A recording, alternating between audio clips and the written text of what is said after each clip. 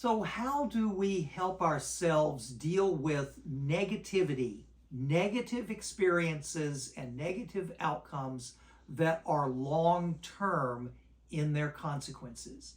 That is to say, how do we deal with having ruinous events, tragedies, loss happening in our lives in a way that just keeps on going on and on and on and on, when the negatives follow day after day after day after day, pushing us down, grinding us down, discouraging us continuously? How do we deal with that? Now, I have a way of looking at that is based on 4 deterministic factors.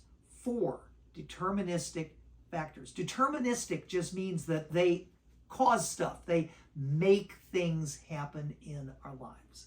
The first deterministic factor has to do with the world of dynamic chaos. See, we live in this really big world, and the world itself is constantly driven by the forces of dynamic chaos.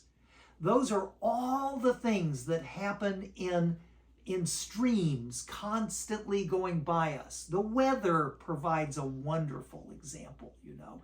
You don't like the weather today? Well, watch the weather tomorrow. The weather changes, and as it changes, every one of us is affected by those changing dynamics of the environment. But there's more dynamic factors than that. The economy ebbs and flows. It goes up, it goes down, according to the forces of dynamic chaos. Market dynamics, markets that are hot today, making us all kinds of money, and markets that go poop tomorrow and are worth nothing. The ups and the downs. Once again, dynamic chaos. Social trends of various kinds. Political dynamics. They run a gamut of dynamic chaos. And there are so many other things. The more you study chaos theory, the more you will learn things are determined by the forces of dynamic chaos. That's in the outer world. So here we are, both watching it and also caught up in it, because those forces do affect us in all kinds of ways. And then another deterministic factor is internal to us. First one is like the great dynamic chaotic world out there. Second one is inside, and that is the world of our genomic code. You have a genomic code. One of the best lessons about this is if you look at the studies that have been done on identical twins who were separated at birth and lived their lives apart from one another and then were reunited later in life. And the amazing parallels in how they lived. It shows you that there is so much of us that is determined by our genomic code, our gifts and our weaknesses, our strengths, the things we can do and the things we can't do. And then there's another great deterministic factor, and that is called free will.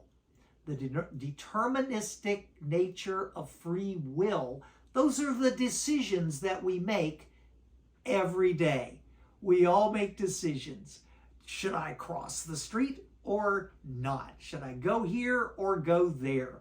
And those decisions, again, have a profound effect on what happens in our lives, the decisions that we make.